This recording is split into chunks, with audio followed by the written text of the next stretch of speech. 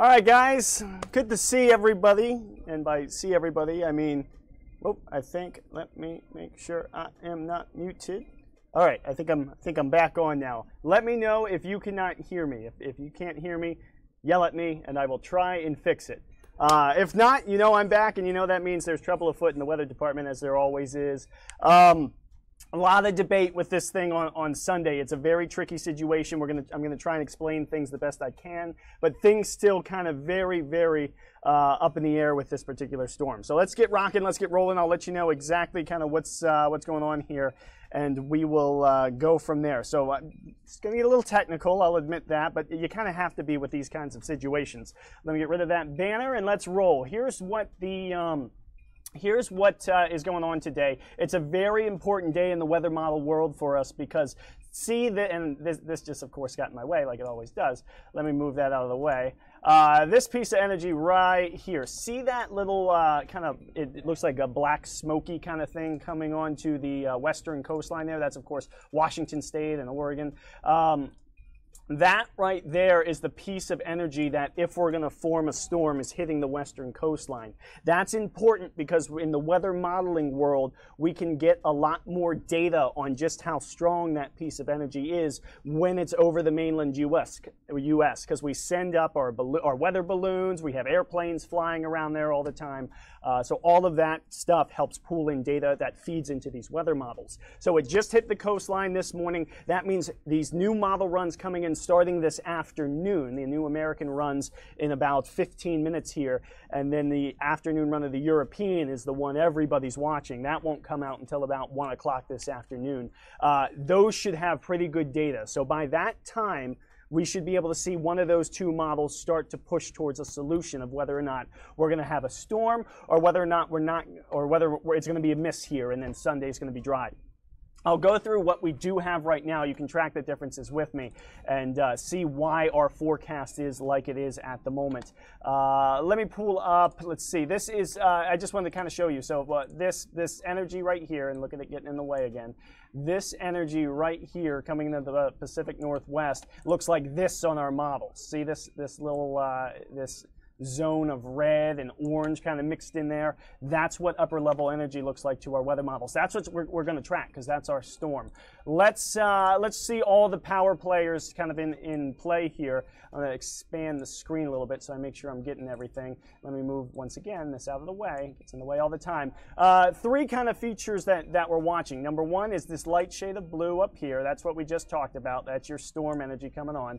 Number two is the old nor'easter that hit the northeastern United States on Monday. That's kind of hanging out up here. It's you know, it's still a strong system, but it doesn't have as much moisture with it. It's not making the same snow that it was the other day, but we could still see some flurries because you're unsettled around our region. But look, let me clear that off and look up there. See this big spin as it loops through? See how everything's kind of course it would.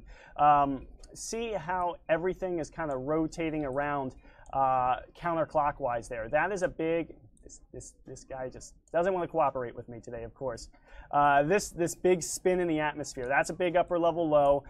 Here's the deal with why that's important. If that sits right there, we're not going to have a storm here. You need to move that feature out of the way to make room for the next storm to come up. So that's one thing we're watching. It's sort of off screen here, but the other piece we're watching is called the Arctic branch, which is up in that direction. If we have this storm coming down around the bend and this Arctic branch up top comes down south and it meets up with that storm, then you're really going to blow it up. Those are all the power features, kind of power players in play here. Also, the farther south we get this Arctic branch, the more likely it is that this guy is going to move out of the way in time. So it's atmospheric tug and pull. It's a war. Every model's doing it different, and all the model differences are really driving us crazy here in the weather department today. Again, that's what it looks like, upper levels of the atmosphere. Again, your storm energy is right there. Your Arctic branch is up there, and your upper level low that we need to move out of the way is right there. So those are the three pieces that we're watching here as we work on through the next few days. Let's go to the first of our little weather models. This is the newest one. It just came out. It's called the North American model. It did something extremely interesting. Again, keep your eye on this piece here. This is what we're going to track across the country. This is this morning. This is as close to now as you can get. Look how that piece tracks through the northern Rockies. It dives down into the south and into the Plain States, getting towards the St. Louis area by the time we get to Sunday night. And that's a nice little ball of energy right there. Lots of scattered energy out in front of it. And because of that, it has a little bit of trouble getting a low developing throughout the day on Sunday, which is something the other two models have not so much shown. The GFS is pretty good with getting a storm kicking up by the time we get to Sunday, while the European has been a little bit more relaxed. You'll see that in just a second. Anyway, case in point. The NAM, for the first of the models I've seen, really slows this piece down. It's way back there in the Midwest. It's also farther north than the other models, but your timing here is 12Z Monday. That's Monday and I know my picture's blocking it, but that's Monday at 8 a.m. And right now the storm on it is still way down here. So the difference between this new model that just came in is this model is dry here on Sunday, and it says the storm threat is more Monday, Tuesday now instead of Sunday, Monday. Not in the forecast yet. It's one run of one model, but this is kind of something we deal with. We have to kind of track how everything shapes up. This is what it looked like from a surface standpoint. Let's rock and roll through it. Here it comes right there. You see how far the northern energy piece is up here. Your southern low is getting its act together down here. This is Sunday night. So you see here Sunday night in DC. We're on the dry side of things according to this model here. Let's keep rocking and rolling forward.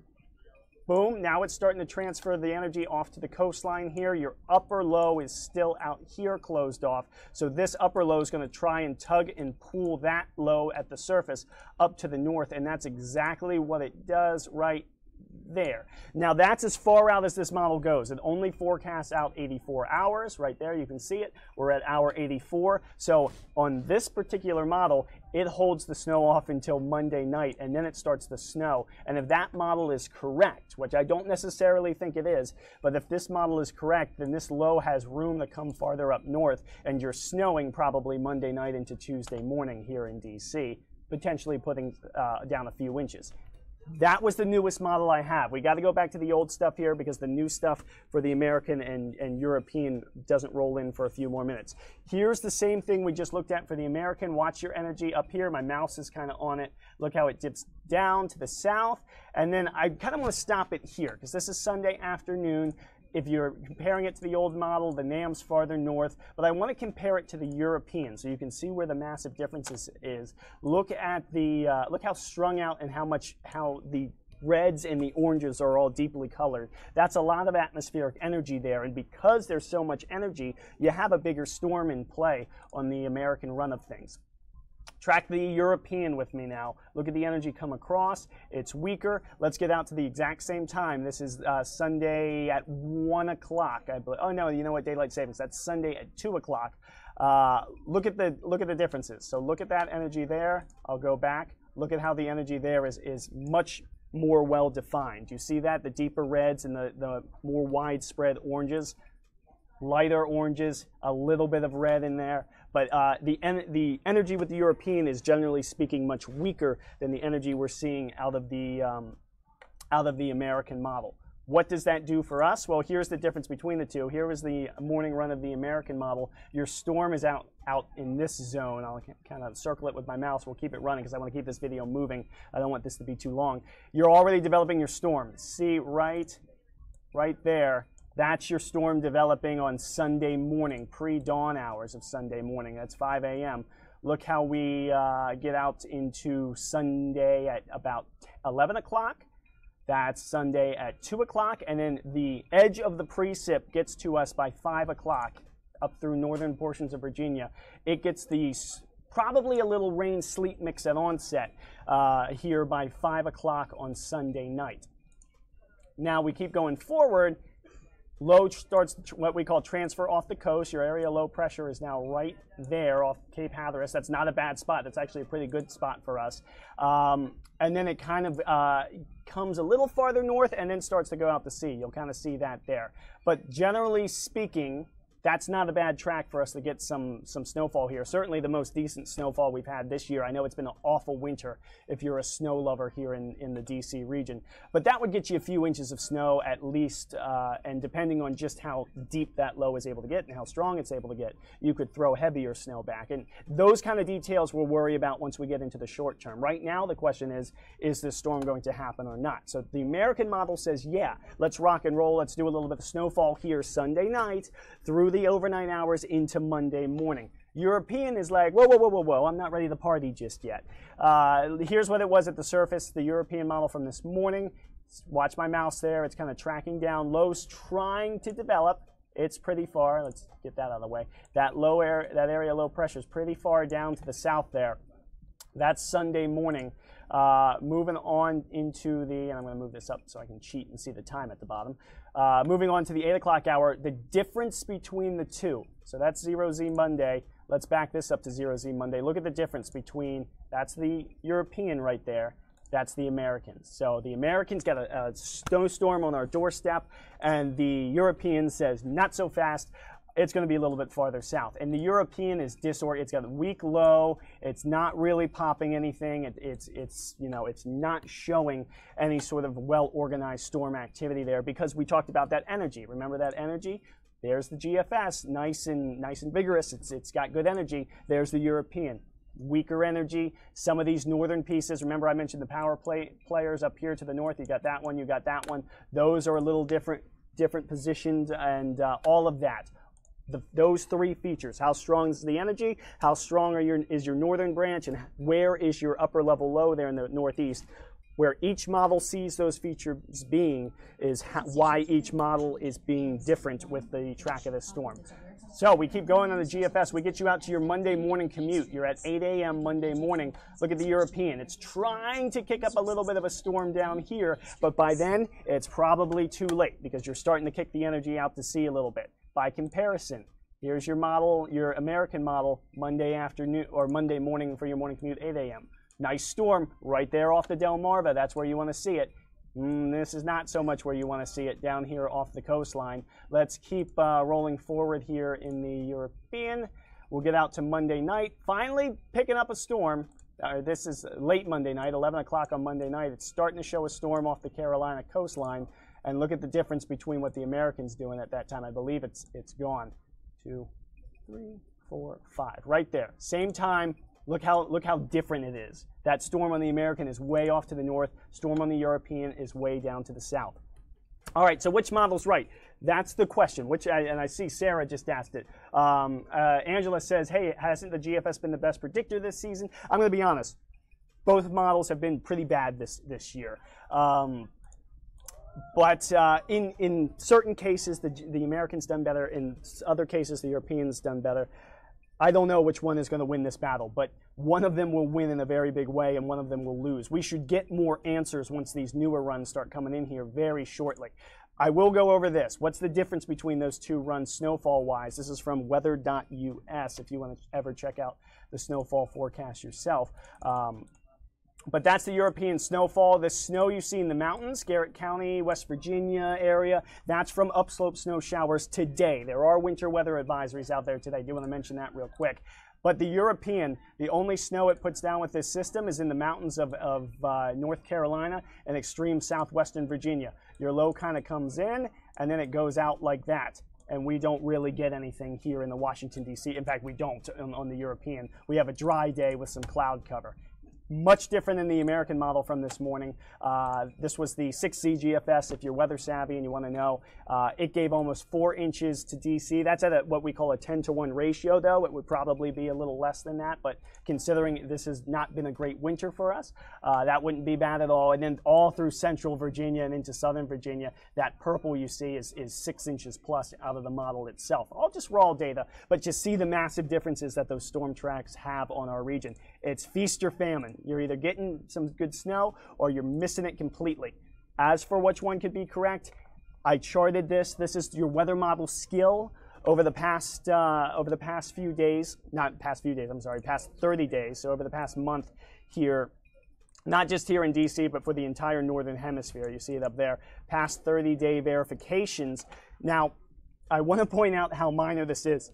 I really zoomed in on the graph here to give it some effect. But notice your percentiles here. You know, you're 99% right out to 60 hours or so. So that's well within the GFS, you know, storm time. And let me double check it here. But on the GFS, storm time would be starting right about hour 66 or 69 or so. So if I go back to this chart, and let's erase this, hour 66 to 69 is sort of this time frame out here. So you're like, that's 98.5% correct out at that time frame for those blue lines. That's the GFS, which is the American, and that's the other one is the Canadian in there, which is the lighter blue one. Your European model is the red line. So you see they're at 99% around this time. So we are dealing with half a percentage of accuracy. Which model do you want to throw your, you know, if you're on the roulette board in the casino, which one are you throwing your chips down? Black or red? Because that's sort of the situation we're hitting here. And if you want to hit a green, then that would be the North American model, because that doesn't look like anything else that's come in today. So we'll see what we're dealing with later on this afternoon. My point being, we're still sort of up in the air with whether or not we could get a hit there this weekend. I do think that the timing, it's somewhere between Sunday night and Monday is the timing we have to watch for. I think that is at least an agreement on the models. If it happens, that's when it'll happen. The bigger issue is, will it happen at all? And I know the joke in weather is that, you know, you weather folks always get paid to be wrong and not really know what you're talking about. But in this case, sure, I throw my hands up, I wave the white flag. We got to wait on this, some new model data here before we can give you guys. The last thing we want to do is say big snowstorm's coming and then we get nothing. And opposite as well. I don't want to say it's going to be a total miss, and then we get a big snowstorm. So try and put yourself in my shoes here. It's a difficult, and you know, Tucker's shoes, I know he's watching off screen somewhere. He's too scared to do these things. But that's kind of the gist here, guys, is that, guys and gals, is that we're still kind of in wait-and-see mode. Here are the models that you need to be aware of. The new GFS is just about to start. It's 10:33. It probably is, the first couple frames are probably coming in over there. It comes in pretty slow. It's going to take about 30 minutes for us to see what our storm's going to do with it. As soon as it comes out, Tucker will tweet it. I will tweet it. Mike T. Fox 5 on Twitter. You can follow me on Facebook. I'm going to put all the latest data out as soon as it comes in. The bigger run of the day, and the one that all the weather folks across the eastern half of the country are watching, is that European model. That starts about 12:45. It's not going to get out to our storm time until about 1:05, 1:10 in the afternoon. So that's another time where I will take whatever latest data comes in, good or bad, and I will put it out on Facebook. So that's kind of the gist of things, guys. I wanted to keep this a short video. I got some other work I have to go do, and I got to go check out this latest model and see what it's going to be doing for us. But if you have any questions at all, I always try to get back to everybody. You can tweet me. You can put it on Facebook. Tucker, you are more than happy to. Tucker is more than happy to answer any questions you have as well. We will both put the latest data out as soon as we get it in. It's an ever-changing and ever-evolving forecast. Please forgive us if you have weekend plans or you say have a morning flight on Monday. I know it's difficult, and I know this is a tough one. But just know we're trying to get you the most accurate forecast we possibly can, okay? I promise you we're not trying to mislead anybody, and we're not trying to blow anything up here until it deserves to be blown up. That's all I got, guys. I hope you have a wonderful Friday. Happy Friday, by the way. The weekend is almost upon us. For you runners, tomorrow morning, Marine Corps Marathon, you're in great shape. It's going to be pretty clear skies out there, and it's going to be cold, though. If you're waiting to run, I know you like it cold when you're running, but if you're waiting to run, you're certainly going to want to bundle up a little bit because temperature's likely at or around freezing at about 8 in the morning. So stay warm out there. Enjoy your weekend. We'll have the latest model data posted on Facebook, on Twitter, on fox5dc.com coming up a little later on today. Other than that, I hope you have a great Friday, and we'll send you back off at this little graphic here. But just know, well, actually, I'll give you a live look at the Capitol to end things here. It's going to be a pretty good day today. You see the little puffy clouds out there. Maybe a spotty. You're not going to believe it. You're not going to believe it. What, Tuck? What? Tucker Barnes says hi, everybody, by the way. I think that was his version of saying hi. All right, have a great Friday afternoon. Have yourselves a great weekend, and we'll keep you ahead of the storm as best we can.